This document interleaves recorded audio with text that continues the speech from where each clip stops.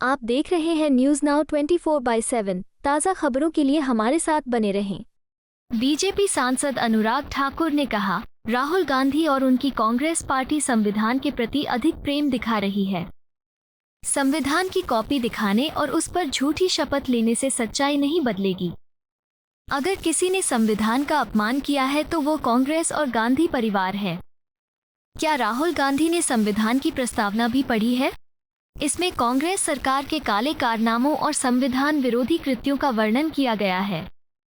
सिर्फ संविधान की कॉपी लहराने से काम नहीं चलेगा, इसे पढ़ना भी पड़ेगा। आपातकाल का काला अध्याय कांग्रेस ने देश पर थोपा था। आपको पाखंड छोड़कर देश से माफी मांगनी चाहिए। आजकल श्री राहुल गांधी जी और उनकी कांग्रेसी जमात संविधान से अधिक प्रेम दिखा रही है। चलते फिरते संविधान की कॉपी दिखाने और इसकी झूठी कस्में खाने से सच्चाई नहीं बदल जाएगी कि अगर किसी ने संविधान का अपमान किया है तो वह है कांग्रेस और गांधी परिवार। 1975 में आपातकाल लगाकर पूरे विपक्ष को जेल में डालकर इन्होंने पूरे संविधान ही बदल दिया। संविधान की प्रस्तावना जो संविधान की आत्मा कही जाती है, इन लोगों ने संविधान को उसकी आत्मा से ही अलग कर दिया था। पिछले सत्र में मैंने भरे सदन में श्री राहुल गांधी जी और उनके नकलची जमात से पूछा था कि क्या उन्हें यह पता भी है कि संविधान की पुस्तक में कितने पन्ने हैं।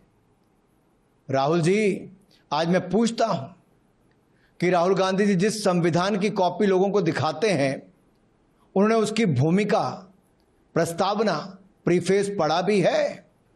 इसलिए बड़े बुजुर्ग कहते हैं कि नकल करने के लिए भी अकल चाहिए, और इन्हें अगर अकल होती तो पहले संविधान पढ़ते और कम से कम ये जो कॉपी दिखाते इसको पढ़ते। जिसका पब्लिशर का प्रकाशित ये संविधान, ये जो कॉपी है, ये आजकल राहुल गांधी लिए चलते हैं।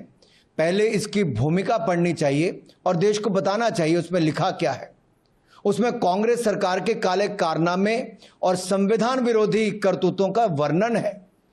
भूमिका लिखने वाले भारत के सर्वश्रेष्ठ कानून के जानकार थे, जिन्होंने संविधान को देखा और समझा और परखा है।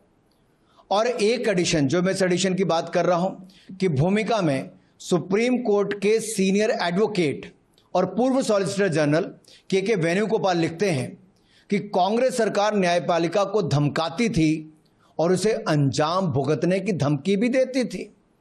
जब इलाहाबाद हाईकोर्ट ने इंदिरा गांधी का चुनाव रद्द कर दिया था तो श्रीमती इंदिरा गांधी जी ने देश पर आपातकाल लागू कर दिया और इंदिरा गांधी जी को कमिटेड जुडिशरी चाहिए थी, और इसलिए उन्होंने न्यायपालिका को कमजोर करने की कोशिश की।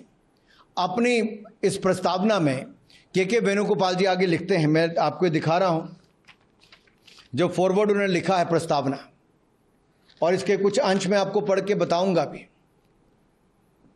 द देन लॉ मिनिस्टर के Venugopal has rightly written here, an atmosphere of confrontation was sought to be created by those whose duty, अगर आप यहां पे देखें तो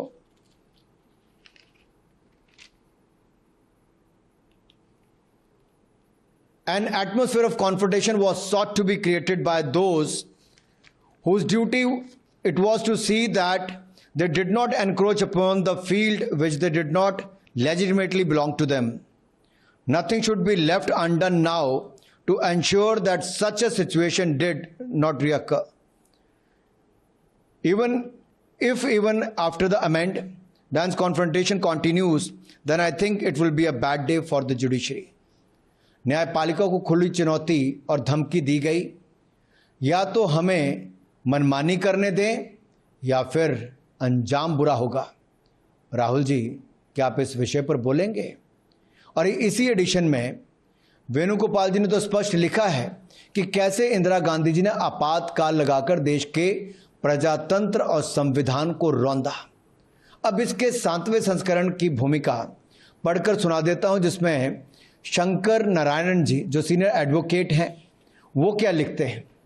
अगर आप उसको भी देखेंगे, उन्होंने बहुत स्पष्ट लिखा है कि our constitution was crafted by the finest and most emancipated minds of the time and thankfully not directed by the confused Nehruvian social policy that guided successive governments.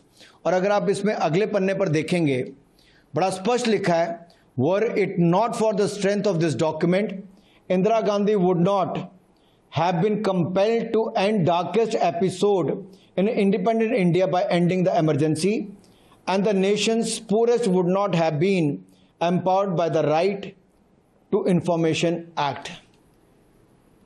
अब ये लिखा गया था, संविधान उस समय के बुद्धिजीवियों बी आर अम्बेडकर जी हों, बी एन राव जी हों, सरदार पटेल जी वगैरह, इन सबकी बहुत बड़ी भूमिका रही। संविधान पर चर्चा इन लोगों ने की और ये स्पष्ट तौर पर लिखा है कि नेहरूवियन सोशल पॉलिसी जो उस समय जिसकी मार देश पर पड़ती, उसकी बजाय संविधान दिया तो डॉक्टर भीमराव अंबेडकर जी ने दिया, और अंबेडकर जी को सत्ता से बाहर करने का भी और राजनीति से बाहर करने का काम भी कांग्रेस पार्टी ने किया।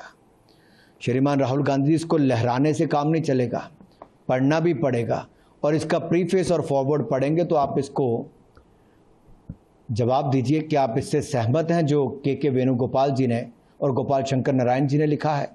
और ये जो काला अध्याय इमरजेंसी का देश पर थोपा गया था, ये किसी और के द्वारा नहीं, ये कांग्रेस पार्टी और गांधी परिवार के द्वारा थोपा गया था। आपको हिपोक्रेसी भी छोड़नी चाहिए और देश से माफी भी मांगनी चाहिए। आपको यह वीडियो पसंद आया हो तो इसे लाइक करें, हमारे चैनल को सब्सक्राइब करें।